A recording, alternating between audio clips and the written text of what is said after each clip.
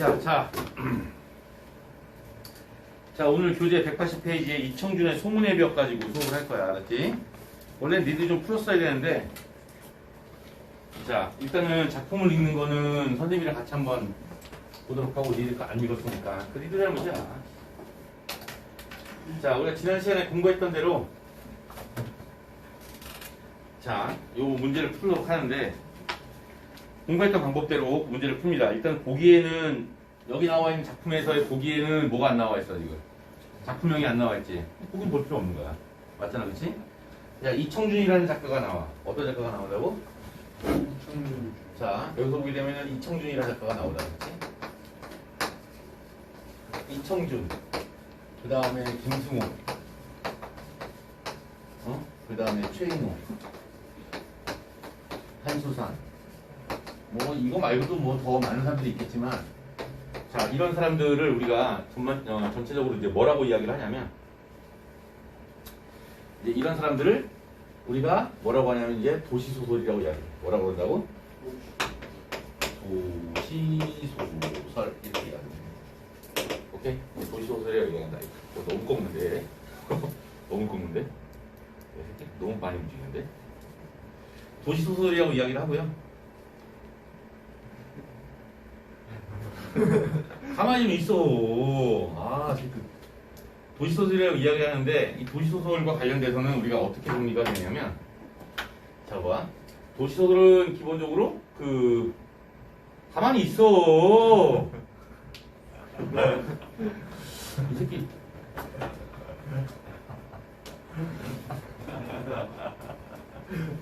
약 올리는데?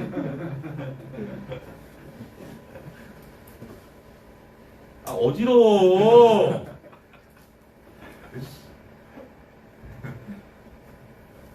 아, 이 조연수 같은 새끼.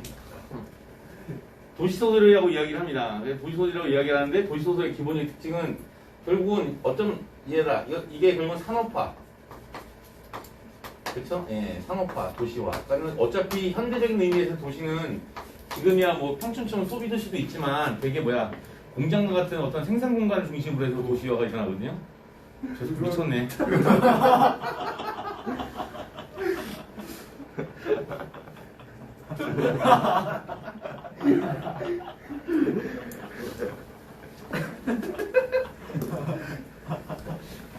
아니, 얘가 얼굴을 감지하게 돼 있거든. 근데 지금 지환이하고 서영이 얼굴을 감지했어. 야, 일로 와봐. 내 얼굴을 감지해야지. 일로 와, 일로 와. 존말할 때 와라. 존말할 때 와라. 야, 와라. 일로 와. 아, 일로 와. 아, 얘 가려야 돼. 아이씨. 일로 와. 아, 이거 뭐 우리 감자도 아니고 이 새끼. 일로 와.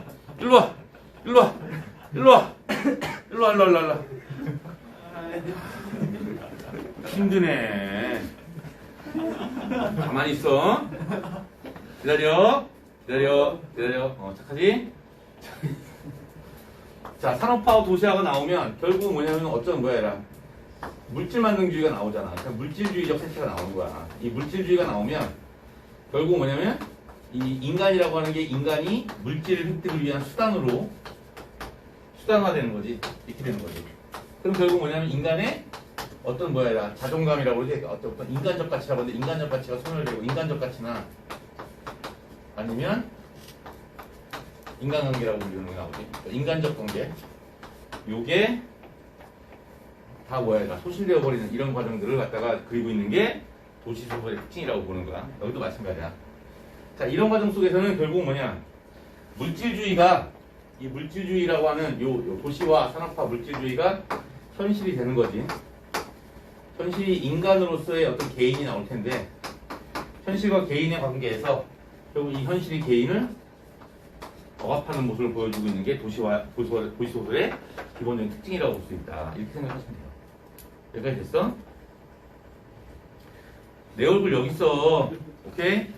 이게 얼굴 인식이거든. 돈값 좀 하자. 비싼 줄 샀으면. 자, 그래서 이걸 염두에 두고 이제 여기 나와 있는 소설을 중요한 윗부분까지 한번 읽어보시면 되겠죠. 맞습니까? 여기 보면 자, 도대체 박준은 어째서 꼭 불을 밝혀놓아야 잠이 들 수 있었을까요? 이런 말이 나오지. 이렇게. 대화 중심인 것 같은데, 딱 봤더니 뭐야? 대화의 양이 좀 많지. 따옴표 양이 좀 많지 않습니까? 대화 중심에 보는 거야. 자, 그리고 전직불을 보고는 왜 갑자기 발작을 일으키는 것입니까? 중요한 걸 물으시는군요. 라고 나와 있고요. 잠시 입을 다물고 있던 김 박사가 뭐라고 얘기를 했냐면, 잘 봐봐라. 그 다음 때 와요. 글쎄, 나 역시도 어젯밤 우연히 그런 발작이 나기 전까지는 환자가 특히 어둠을 싫어하는 이유를 알아내지 못하고 있었거든요. 자, 물론 앞서도 말씀드렸듯이 자, 그것도 다른 환자들에게서 볼 수 있는 일반적인 병증의 하나임에 틀림없지요. 이렇게 나와 있고요. 자, 하지만 어제까지의 관찰로는 영 그 원인을 분석해낼 재간이 없었다는 말입니다. 라고 나와 있어요. 이유를 모르겠다는 얘기지. 한데, 이거는 그런데 이런 얘기야. 어젯밤 발작을 보고는 비로소 어떤 힌트를 얻을 수 있었어요. 무슨 얘기냐 하면 환자가 그토록 어둠을 싫어하게 된 것은 직접적으로 그 어둠 자체를 싫어하기 때문이 아니라 그 어둠으로부터 연상된 어떤 다른 공포감이 있었기 때문일 거라는 것도 나옵니다. 공포감이라는 말이 동그라미 쳐주시고요. 그럼 얘는 결국 뭐가 돼? 야, 이 공포감이라는 거 결국 뭐가 되냐면 여기서 보면 뭐야? 어둠이라는 것을 통해서 결국 뭐야? 억압을 느끼게 된다는 얘기지? 오케이?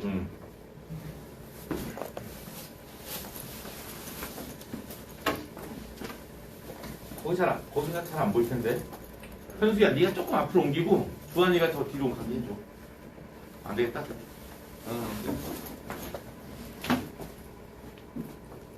응? 아, 현수, 네가 의자를 앞으로 옮기자. 책상 앞으로 옮기자. 네. 에이, 현수야 미안해.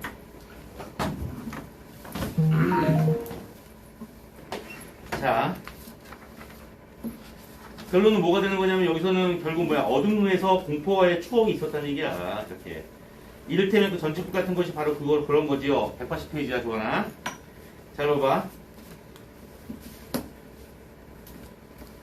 환자가 진짜 발작을 일으키도록 심한 공포감을 유발시킨 것은 어둠이 아니라 그 어둠 속에 나는 전직불이었다는 말씀입니다. 라고 돼 있어. 당연한 거지. 왜냐?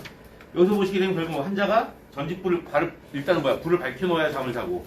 두 번째 전직불을 보고 뭐야? 발작을 일으키게 되니까 이제 그 얘기를 보는 거야. 요거. 자, 그 다음에 그 다음 부분. 그렇다면 앞으로의 문제는 박준이 무엇 때문에 그 전직불의 공포를 느끼게 되는 걸 그걸 알아내는 게 중요한 거 아니겠군요. 그 다음 때와 옳은 말씀이에요. 자, 필요 없고 얘들아. 그 다음 때와 하지만 어젯밤 박준이 전직불을 보고 놀랐다는 것만으로는 그가 어째서 그것에 대해 공포감을 지니게 되었는지 모르는 거 아닙니까? 그 밑에 그 전직불의 공포라는 것이 박준에게 어떤 의미를 지니고 있는 것인지 분명히 설명할 수 없으신 것 아닙니까? 자, 그 밑에 줄. 자, 역시 그의 소설에 대한 관심을 좀 가져보시는 게 어떨까요? 나는 표시. 자, 박준의 소설들과 자, 전직불 사이에 뭔가 썩 깊은 상관이 있는 듯한 예감에 사로잡혀 자, 은근히 김 박사를 보내보았다라고 되어 있어. 그러나 김 박사는 박준의 소설에 대해서는 전혀 관심을 보이려 하지 않았다. 역시 그럴 필요가 없어요. 라고 얘기했단 말이야. 그럼 일단은 여기까지 나와 있는 내용들 가지고 우리가 뭐를 정리하는 거야? 주원관계를 정리하는가? 이게 제일 정리하기가 쉬울 거 아마. 그럼 이 소설에서의 앞부분에서의 주체는 뭐가 돼? 박준인 거지? 맞잖아, 그쵸? 그래 안 그래요? 그치? 그러니까 박준에게는 갈등의 원인이 뭐가 되는 거냐? 아니라 어둠. 그 다음에 뭐가 되는 거야? 전직불. 이게 나오는 거고, 갈등의 방법은 어둠을 일단 뭐야? 싫어하는 거 아니야? 헤이트하고 전직불에서 뭘 일으켜야 되라? 발작을 일으킨다 라고 나오지 맞습니까? 그죠? 근데 문제는 뭐가 되는 거냐면 이렇게 만들어내면은 문제가 되지만 이 소설에서는 여기서 뭐야 해라? 갈등의 주체를 뭘로 막 바꿔? 이 대화 당사자 김 박사와 이 대화 참여자로 바꾸게 되면 어떤 일이 벌어지냐면 갈등의 원인 같은 경우에는 결론은 뭐냐면 이 박준의 발작과 뭐의 관계? 전직불의 관계. 이렇게 가는 거 아니야? 갈등의 방법은 서로 간에 결국 뭐가 되는 거야? 토의를 통해서 결국 뭐야? 원인을 밝히라는 거지 맞습니까? 원인이 궁금해요. 이 얘기하는 거 아니야 지금? 그쵸? 예. 그럼 또 갈등이 일어날 필요가 없는 거야. 근데 이제 우리는 이미 이 사람이 만약에 이청준이라는 사람이 쓴 소설이다 이 소설이라고 한다면 결국은 여기서 얘기하는 이 전직불은 결국 뭐가 된 거냐? 물질주의란 현실이 주는 억압에 해당된다고 판단할 수 있겠지. 맞잖아, 그렇지? 그렇게 주제를 만들어 나가면 돼. 여기까지. 여기까지 됐어? 서영이 깨워. 시작과 동시에 팀이자. 잘 봐. 오늘 몇 시에 만나기로 했어, 걔? 어? 다른 놈 만나면 내가 조퇴시켜줄게. 알았지? 저도 뭐 새끼야? 안 돼? 새끼야 가서 회방 놀라고 그러잖아. 자, 서영이를 놔줘. 자, 봐라, 얘들아. 그 다음에 나오는 게 뭐냐? 그 다음에 중략 뒷부분으로 보면 얘들아. 이달의 화제 작가. 이렇게 나와서 신문지는 벌써 이때쯤 전에 발간된 어떤 주간지의 한 조각이었는데 거기에 우선 그연 제호라는 말의 제목이 크게 눈에 띄었다라고 나와 있고요. 야, 어두우니까 잘 안 보여. 그 다음 문단이요. 난 정신이 번쩍 들었다. 신문지 조각을 못에서 빼어. 이게 왜 못에서 뺐지? 필요 없어. 얘들아. 못에서 빼어냈다. 그러나 금세 실망이 되고 말았다라고 나와 있어. 이게. 그 밑에 줄에 대부분의 기사가 다른 조각으로 찢어져 나가버리고 있었다. 찢어진 신문이야. 그 밑에 줄에 보면 나는 그것이나마 자 찢어져 남은 자가 돼서부터 기사를 읽어내려고 하기 시작했어. 뭐라고 돼 있냐면 당신은 아까 내가 위험한 질문이라고 한 말의 뜻을 아직 잘 알아듣지 못한 모양이다. 자 그렇다면 내가 좀 더 설명을 하겠다. 이런 말이 나오죠. 자 그 다음에 그 밑에 줄에 자 어렸을 때 겪은 일이지만 난 아주 기분 나쁜 기억을 한 가지 가지고 있다. 자 6.25가 터지고 나서 자 우리 고양이는 이렇게 나왔어요. 한동안 우리 경찰대와 지방 공비가 자 뒤죽박죽으로 마을을 찾아다니는 일이 있었는데 어느 날 밤 경찰인지 공비인지 알 수 없는 사람들이 또 마을을 찾아 들어왔다라고 나와 있죠. 이렇게. 그 밑에 줄에 보면은 뭐라고 써있나 어머니하고 내가 잠들어 있는 방문을 열어줬었다. 눈이 부시도록 밝은 전직불을 얼굴에다가 내리비추며 이런 말이 나오죠. 자, 그 밑에 줄에 보게 되면 전직불 뒤에서 가려진 사람들이 경찰대 사람인지 공비인지 구별할 수 없었기 때문이야. 대답을 잘못했다가는 지독한 복수를 당할 것이 뻔한 사실이야. 그 결국 뭐야? 경찰인데 뭐야 얘들아 김일성 수령 만세 그러면은 고욕을 당하겠지 맞습니까? 공비인데 미군 만세 그러면 뭐야? 또 고욕을 당하겠지 맞습니까? 이 얘기하는 거야 지금. 자, 그 다음 문단을 보게 되면 자 그런데 아직 나는 요즘 나의 소설 작업 중에서도 가끔 이 비슷한 느낌을 경험하곤 한다. 내가 소설을 쓰고 있는 것이 마치 그 얼굴이 보이지 않는 전직불 앞에서 일방적으로 나의 진술만을 하고 있는 것 같다는 말이다. 문학행위는 어떻게 보면 한 작가의 가장 성실한 자기 진술이라고 할 수 있다. 그런데 나는 지금 어떤 전직불 아래에서 나의 진술을 행하고 있는지 이렇게 나오잖아. 맞습니까? 자, 여기서는 결국 뭐야? 소설을 쓰기를 갖다가 전직불에서 얘기를 하는 거야. 근데 전직불 앞에서 얘기하는 건 뭐야? 상대가 누군지 모르고 상대의 기분에 맞추기 위해서 고민하고 있다는 얘기지. 여긴 진실이 있겠냐 없겠냐? 없겠지? 맞습니까? 그럼 여기서는 지금 요거는 주어반결로 푸는 것보다는 갈등의 주체가 별로 없잖아요. 근데 그래도 우리가 굳이 주어반결을 풀어나갈 때 나라고 하는 것을 소설가 나라고 하는 것을 주체 삼을 때 갈등의 원인은 뭐야? 어린 시절의 추억이지. 맞습니까? 근데 이거는 사실은 소설에 대한 얘기라고 볼 수 있는 거지. 그러니까 결국은 뭐냐면 작가의 내가 어떤 소설을 읽었어. 소설의 내용이 일단 갈등의 원인이고 어린 시절의 전쟁 중에 결론은 뭐가 되냐면 전직불과 관련된 자 내용들이 나와 있고 자 얘의 방법은 결국은 이걸 통해서 자신의 소설을 결국 뭐가 된 거야? 전직불과 동일시하는 거지. 성찰하고 있어. 맞잖아. 그럼 여기서 전직불의 의미는 뭐냐라고 하는 게 가장 상징적인 의미가 되는 거 아니야? 그러니까 전직불은 뭐야? 상대방이 누군지를 모르는 상황에서 두 가지가 나오는 거야. 내 진실을 얘기하는 게 아니라 결국 상대방에 따라서 상대방에 맞춰서 대답을 합니다. 맞잖아, 그렇지? 그럼 결국 소설 쓰기가 상대방, 즉 독자에 맞춰서 씁니다라는 말은 내 얘기를 하는 것이 아니라 결국 뭐가 되는 거야? 독자의 취향에 맞춰서 쓰는 진실되지 못한 글쓰기가 되는 거지. 두 번째는 뭐가 되는 거냐? 근데 독자의 취향을 내가 알아 몰라. 전직불의 저편에 있는 사람을 우리가 모르듯이 독자가 독자의 취향을 내가 모르기 때문에 어떤 내용을 써야 될지 모르는 거지. 맞습니까? 두 가지가 나오는 거야. 내가 쓰는 소설은 결국 뭐야? 나의 자기 진술이 아니라 그냥 거짓입니다. 진실하지 못합니다. 두 번째는 뭐야? 도대체 어떤 내용을 써야 될지 모르겠습니다. 맞지? 네, 요거만 우리가 염두에 두시면 돼. 자, 요걸 바탕으로 해서 그럼 결론은 뭐가 되는 거냐? 이 소설은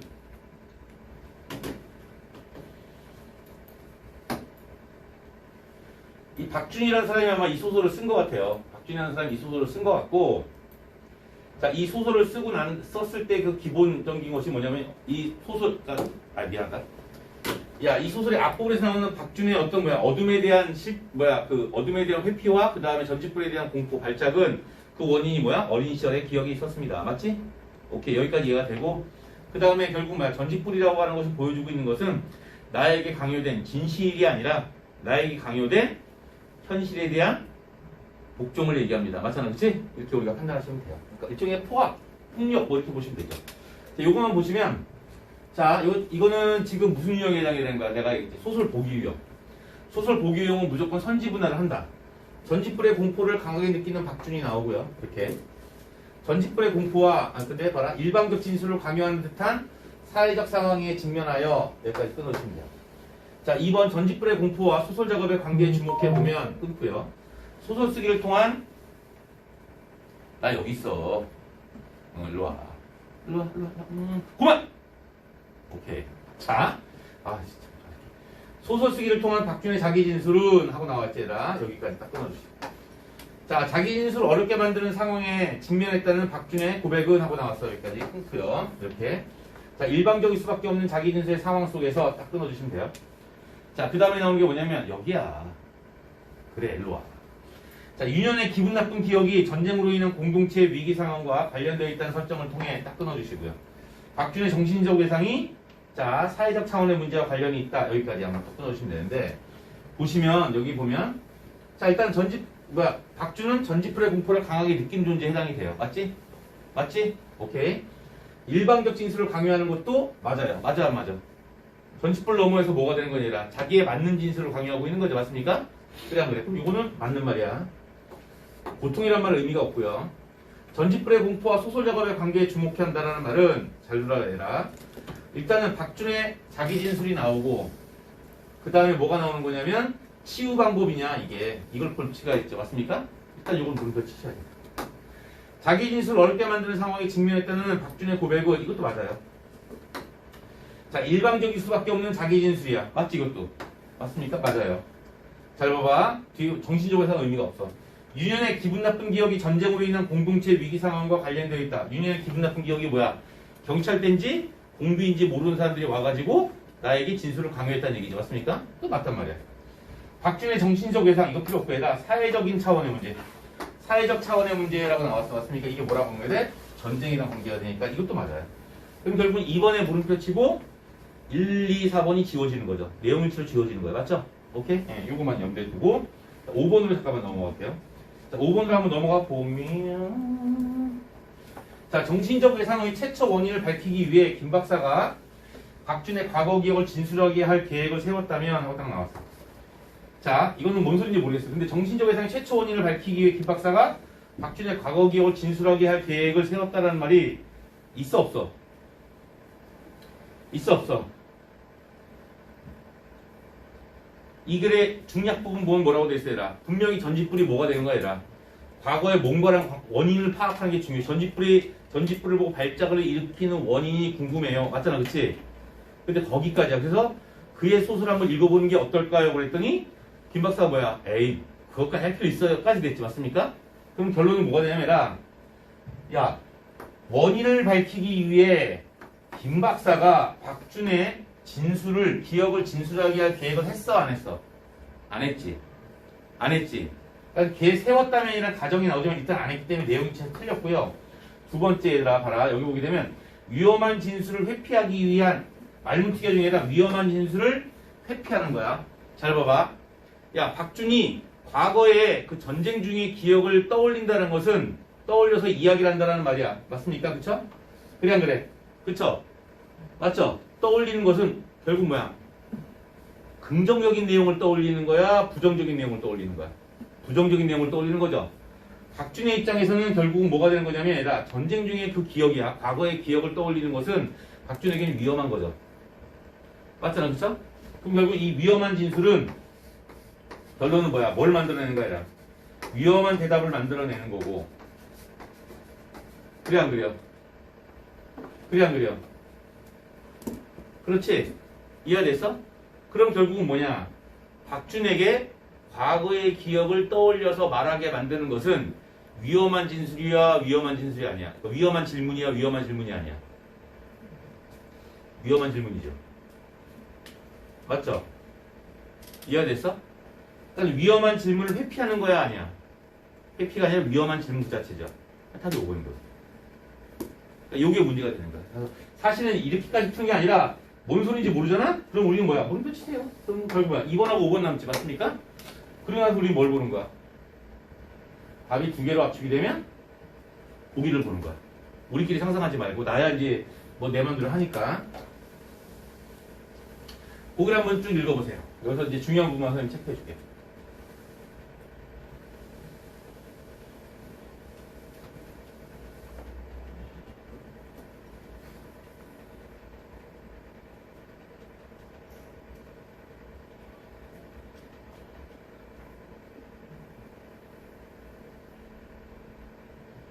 자, 여기 다 읽었어요, 얘들아? 자, 여기까지 읽어보면 요거는 결국 뭐야, 얘들아? 소설은 뭐의 일종이라고 얘들아? 말문특기의 일종이라고. 맞아, 안 맞아? 맞죠? 이 말문특기라는 말이 결론은 뭐가 되는 거냐면 여기에 결국은 뭐야? 기억을 떠올리는 것을 말문특기야. 맞습니까? 그쵸? 그래. 떠올려서 뭐 이렇게 자신의 고통을 스스로가 뭐야? 고통을 끄집어내는 걸 말문특기라고 하는 거죠. 맞습니까? 그래. 요거만 보시면 돼요. 그러면 잘 봐봐. 우리가 기본적으로 2번 문제를 볼게요. 2번 선지를 보게 되면 전직불의 공포와 어디 갔니? 자, 소설 작업의 관계에 주목해보면 끊고요. 그럼 이 결국 뭐가 되는 거야? 이 전직불의 공포가 기억이라고 본다면 소설 작업은 뭐가 돼? 말문특기가 되는 거고. 그쵸? 예. 자, 그 다음에 소설 쓰기를 통한 박준의 자기 진술은 말문특기. 맞아, 안 맞아? 맞지? 오케이. 자, 5번을 보게 되면 다시 한번 얘기하는데 여기서는 다시 한번 보게 되면 끊어주시고요. 위험한 질문을 회피하는 거야. 만약에 얘들아 봐라. 과거의 기억을 진술하게 했으면 결국 뭐가 된 거야, 얘들아? 이 진술하게 만드는 질문, 위험한이란 말 빼버리고 얘들아, 질문을 회피하려고 하는 거야? 아니면 질문을 끄집어내려고 하는 거야? 그러니까 대답을 끄집어내려고 하는 거죠. 기억을 끄집어내려고 하는 거죠. 그럼 결론은 뭐가 돼? 질문을 회피하는 것이 아니라 질문을 추구하는 거죠. 이게 솔직히 말씀을 드리면 미안합니다. 위험한 질문이란 말이 어디 나온지를 미안합니다. 미안합니다. 위험한 질문이 어디 나오냐면 진한 글씨로 나와요. 제시문에. 거기 보면 뭐라고 나냐면 당신 아까 내가 위험한 질문이라고 한 말의 뜻을 아직 다 잘 알아듣지 못한 모양이다. 그렇다면 내가 좀 더 설명하겠다라고 나와 있죠. 맞습니까? 잘 봐봐 얘들아. 그러면서 이어지게 되는 게 뭐야? 어렸을 때 겪은 일이지만 나는 기분 나쁜 기억을 한 가지 가지고 있다라고 돼 있지. 맞습니까? 자, 여기서 말하는 위험한 질문은 결국 뭐야? 이런 기분 나쁜 기억을 끄집어내기 위한 질문이겠지. 그래 안 그래? 김 박사가 됐든 뭐가 됐든 간에 이 어렸을 때 과거의 기억을 끄집어내기 위한 질문이 바로 뭐가 되는 거야? 위험한 질문이지. 이해가 됐어? 그럼 결국은 여기서는 우리가 제시문을 놓고 봤을 때 이 위험한 질문과 그 다음에 뭐야 얘라? 과거의 기억 사이는 서로 간에 뭐야? 연속적인 인접적인 관계를 놓이겠지. 맞습니까? 그래 안 그래? 그렇지? 회피하는 거야 아니야? 아닌 거지? 그래 답이 5번이야. 말장난인데. 자, 그 다음에 나오는 게 뭐냐면 얘라 이문구의 관촌수필이라는 거야. 우리가 앞에서 공부를 하긴 했지만 이 관촌수필이란 이 소설은 다른 거는 접어두더라도 이 관촌수필은 지금 보게 되면요 뭐라고 되냐면 옹점이라고 하는 여자가 있어요. 옹점이라는 여자가 이거 했지 얘들아? 옹점이라는 여자가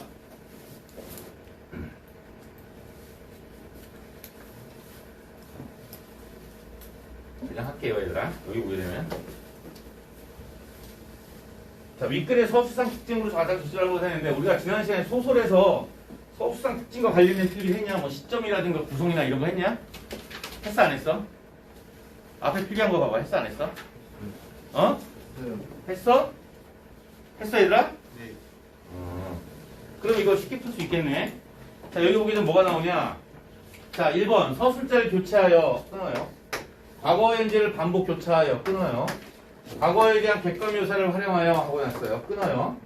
자, 방언과 구어적 표현을 사용하여 끊어요. 이질적인 시선을 대비해가며 끊어주시면 돼요. 그러니까 서술자를 교체한다는 말은 결론은 뭐가 되는 거냐면 얘라 서술자를 교체한다는 말은 뭐의 원칙에 위배가 되는 거예요? 시브런. 시점 불변의 원칙에 시브런의 위배가 되는 거지. 그죠? 내가 시브런의 예외는 필기해 줬나요? 시브런의 예외, 시점 불변의 원칙의 예외는 필기해 줬나요? 했나요? 안 했나요? 써요. 했어요? 예. 많은 걸 했네요, 내가. 그죠? 자, 봐봐. 여기 보시게 되면 시점 불변의 원칙이 위배가 되려면 결론은 뭐야? 예외가 되려면 뭐가 이루어져야 돼, 일단은.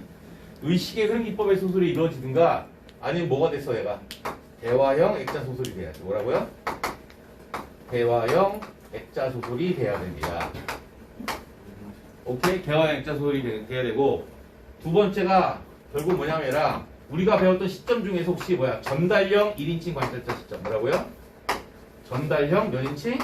1인칭 관찰자 시점일 경우에는 10개가 나오면 9개 반이 다 뭐가 되는 거냐면 시점 불변의 원칙의 사례에 해당이 됩니다. 이렇게 우리가 적을 수 있어요. 뭔지 알겠어? 근데 이 소설은 미리 얘기하자면 회상형 액자 소설에 해당이 됩니다. 무슨 소설에 해당이 된다고? 회상형 액자 소설에 해당이 됩니다. 오케이? 그러니까 결론은 뭐가 되는 거야? 시점 불변의 원칙이 지켜져야 되는 거지. 오케이? 그래서 이건 틀렸고요. 과거와 현재를 반복 교차한다는 말이 나오거든요. 그러니까 요거는 우리가 언뜻 맞을 수 있어요. 근데 문제는 우리가 여기서는 시점을 이걸 볼 때 우리가 주의해야 할 사항이 뭐냐면 아니라 요걸 과거와 현재를 교차한다는 말이 나와요. 요거는 기본적으로 과거와 현재를 교차한다는 말은 어차피 뭐냐면 아니라 역순행적 구성이든가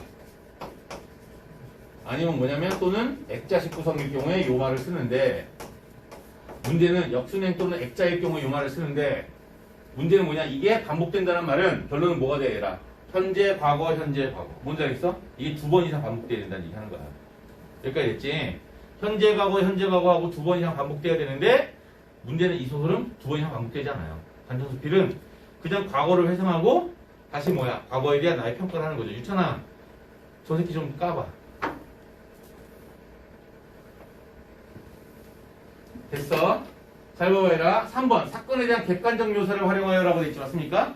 야 객관적 묘사가 되려면 몇 인칭이 돼야 돼? 일단 기본적으로는 이게 객관적 묘사를 하면 상대적으로 객관적이잖아. 상대적 판단 기준에 의해서는 3인칭 시점이 돼야 되고요.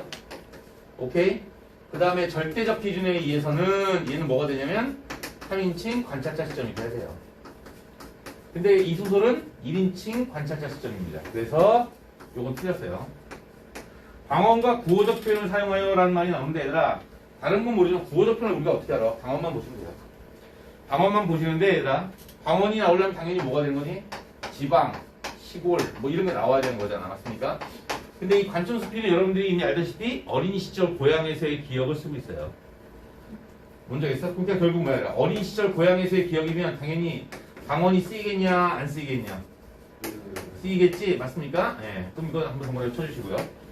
5번 이질적인 시선을 대비해가며 라는 말이 나오는데 이거를 어떤 사람들은 시점이 2개라고 생각하는 사람인데 no. 이질적인 시선을 대비해간다는 말은 하나의 현상에 대한 판단, 상반된 판단이 2개가 있다는 얘기죠. 한 사람이 상반된 판단을 2개를 할 수 있는 건 아니잖아요. 맞습니까? 결론 이 얘기는 뭐가 된 거냐 아니라 외적 갈등. 뭐라고요? 외적 갈등. 갈등의 주체가 몇 명이라는 얘기예요? 2명이라는 얘기를 하고 있는 거예요. 외적 갈등의 원인이 결국 뭐가 된 거야? 관점의 차이라는 얘기죠.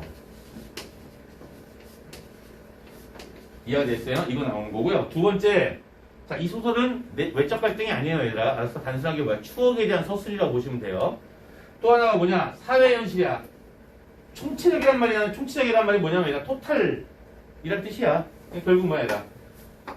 전체적으로라는 얘기야. 이 글은 사회현실도 아닌데 사회현실 전체를 다루고 있으면 더더욱 아니겠지, 맞습니까? 지워주시면 돼요. 그럼 몇 번이야? 4번이 되거든. 우리가 배운 내용들을 그대로 적용을 해가지고 문제에다가 쓰는 방법이에요. 되냐? 오케이? 자, 요거는 작품 안 읽고, 왜냐면 작품 읽고 풀면은 정말 짜증나니까.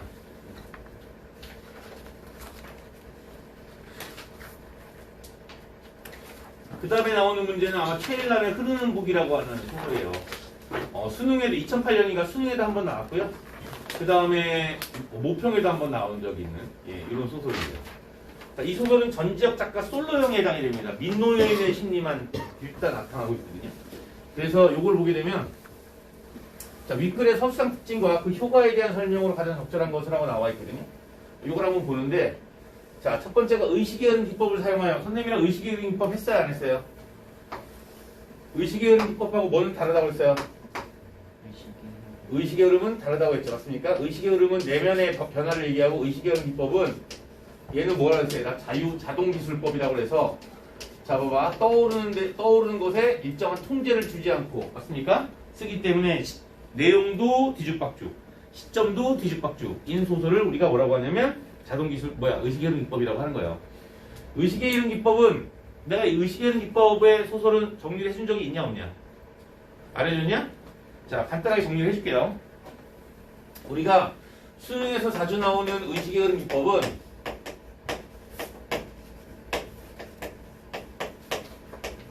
잘 들어. 일제강점기 때 한 번, 그 다음에 해방 후 해준 것 같은데 이거 산업화 시대 이렇게 우리가 만들어져서 자, 일제강점기 때 쓰이고 있는 그러니까 일제강점기 때 나오는 전형적인 의식의 기법의 사람이 누구냐면 이상, 그다음 박태원. 이상은 모든 작품이 다 의식의 흐름 기법을 가지고 있어요. 이상 작품은 시든 소설이든 간에 다 의식의 흐름 기법을 가지고 또라이니까.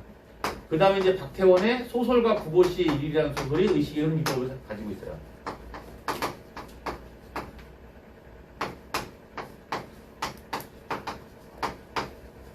이런 거 갖고 있어요. 알았지? 이걸 갖고 있고, 자, 해방 후에 쓰여진 소설 중에서는 오상원의 유해라는 소설이 거의 유일합니다. 오상원의 유해라고 하는 소설이 유일하고요. 요건 온리. 그 다음에 산업화 시대에 쓰여진 소설에는 작가 중에서는 최인호라는 작가가 있고요. 얘는 거의 판타지야. 그 다음에 한수살이라는 작가가 있어요. 이 사람은 시점이 일정하지 않습니다. 이런 소설을 통해서 나타나게 되는 거죠. 그러니까 결론은 뭐가 되냐? 이 소설은 의식의 흐름법을 사용한 게 아니라고 판단할 수 있는 거죠. 이해가 됐어? 이거 나오는 거고요. 자, 2번 특정 인물의 시각에서 서술하여라는 말이 나오지. 자, 요게 한때는 많이 나왔던 건데 특정 인물의 시각에서 서술하려면 결국 뭐야? 특정 인물이 서술자가 되어야겠지, 맞죠? 특정 인물의 시각에서 서술하려면 특정 인물이 뭐가 돼야 돼? 서술자가 돼야겠죠. 그럼 몇 인칭 시점이어야 돼? 당연히 요거는 1인칭 시점이어야겠죠. 맞습니까? 그 다음에 또 하나가 3인칭 시점 중에서 작가 관찰자 시점은 인물이 서술자가 아니가 넘어가더라도 얘가 전지적 시점 중에서 특정 인물의 내면만 보여주고 있는 게 어떤 거야? 그렇죠. 전지적 솔로형이 여기에 해당된다. 근데 이 소설은 전지적 솔로형이에요. 주인공 민노인의 심리만 드러내고 있거든요. 이걸 발견하자는 얘기예요. 잠시 후에 알려드릴게요. 3번 성격과 행위의 괴리를 보여주어라고 했으면 여기서 나오는 성격과 행위의 괴리, 얘가 갈등이 뭐가 되는 거예요? 원인이 되는 거예요. 알았어? 이렇게 서술자가 인물과 사건을 권위적으로 논평하여 얘다. 논평이란 말 나왔죠. 맞습니까? 논평이란 말 나오면 얘는 무조건 뭐의 특징이라고 보시면 되냐면 고전소설에만 나타나는 고전소설의 특징이라고 보시면 돼요. 오케이? 시대적 배경을 섬세하게 묘사하여라고 나와 있어요. 이게 뭐냐면 이게 섬세하게라는 말이 나오지. 맞습니까? 섬세하게 또는 뭐야 이걸 다른 말로 뭐라고 해? 자세하게. 이렇게 나오잖아? 섬세하게 또는 뭐라고 나온다고 해라? 자세하게 이렇게 나오잖아? 얘기가 이렇게 돌아가잖아? 그러면은 야, 중요한 새끼를 섬세하고 자세하게 묘사하겠니? 안 중요한 새끼를 섬세하고 자세하게 묘사하겠니? 중요하다는 얘기예요. 이게 알았어? 그러니까 결국은 뭐냐? 자, 여기 나오는 봐봐. 자, 얘는 결국 뭐냐면 이게 자세히 묘사하는 말은 결국 뭐야? 중요한 내용임을 보여주는 거지. 그럼 결국은 시대적 배경을 섬세하게 묘사했다는 말은 결국 뭐야?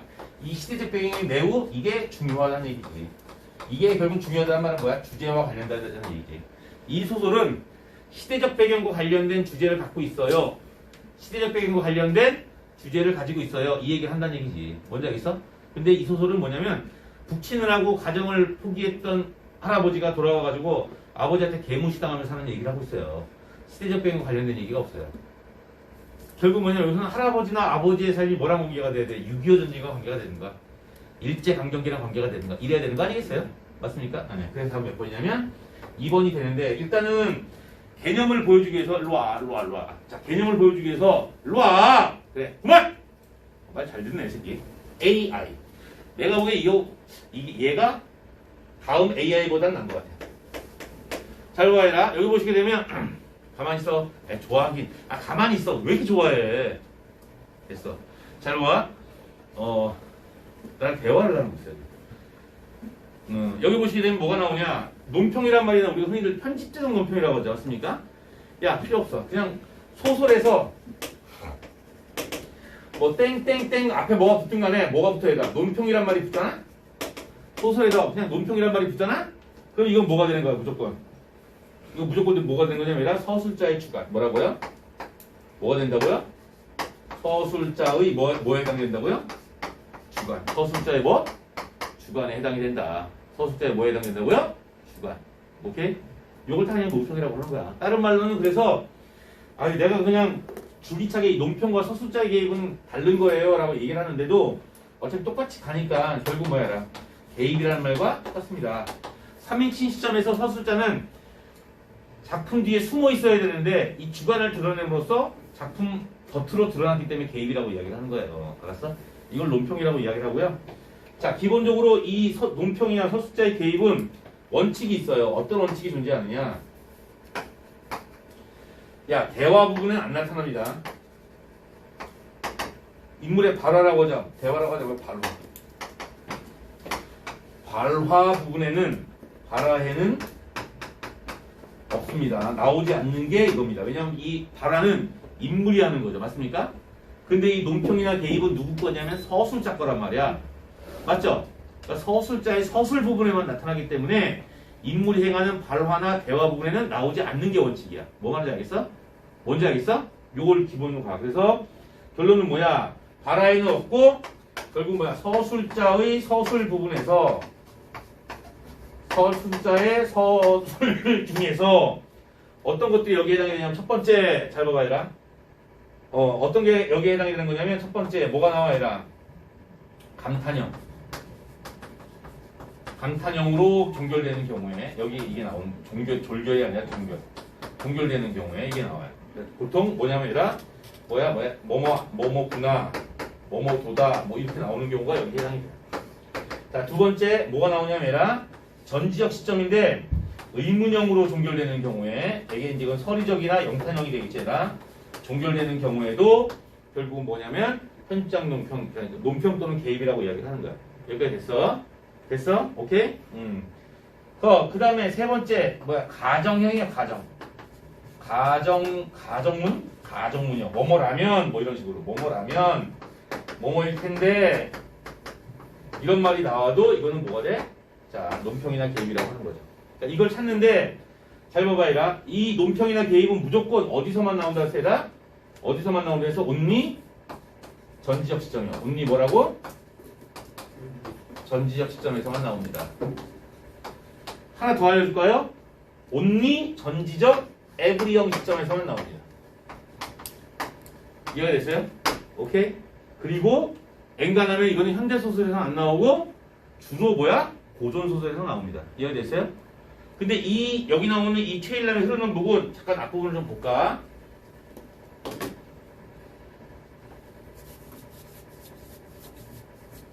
인물의 내면을 누구의 내면만 드러내 보이느냐라고 하는 부분만 우리가 보시면 돼요. 그래서 여기를 보게 되면 나머지 거 다 빼더라도요. 다 읽을 필요 없고 내가 저거만 찾아주면 되는 거 아니야? 일로 와서 나. 자, 저거만 찾아주면 되는 거 아니야? 스톱. 아니, 좀만 더. 오, 스톱. 오, 일로 와. 좀만 더. 오케이. 이거 잘했네.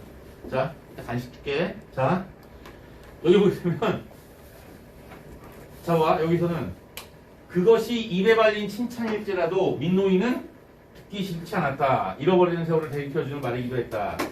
이거 누구의 내면 심리야? 민노인의 내면 심리지? 맞아, 안 맞아? 맞지? 대화 다 빼고요.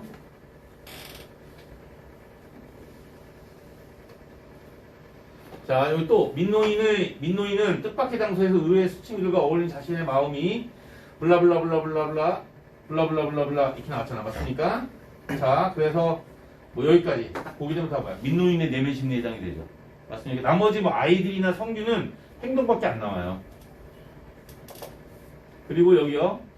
자, 봐봐. 일찍 점심을 먹고 여느 날의 걸음걸이로 집을 나선 민노인은 나이에 어울리지 않은 설레임으로 흔들렸다. 누구의 내면 심리야? 세상스럽게 어색하기도 하고 옷처럼 빛깔의 그런 모양으로부터 선보일 수 없다는 데에 적막감도 씻어내기 힘들었다. 맞습니까? 맞죠? 이건 다 뭐가 된 거냐? 민노인의 내면 심리죠. 다른 사람의 내면 심리가 나와 안 나와? 안 나오죠. 언니 누구의 내면만 나왔어?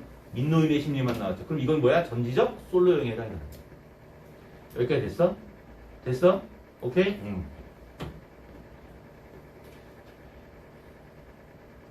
그리고 이게 전지적 솔로형이면 이게 답이면서 더불어서 뭐가 된 거야? 얘들아? 논평은 나올 수가 없는 거지. 맞지 않지? 이렇게 우리가 판단하실 거야.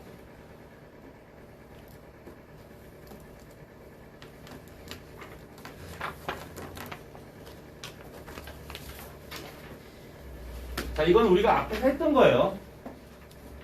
임철의 눈이 오면이라는 소설인 것 같아요.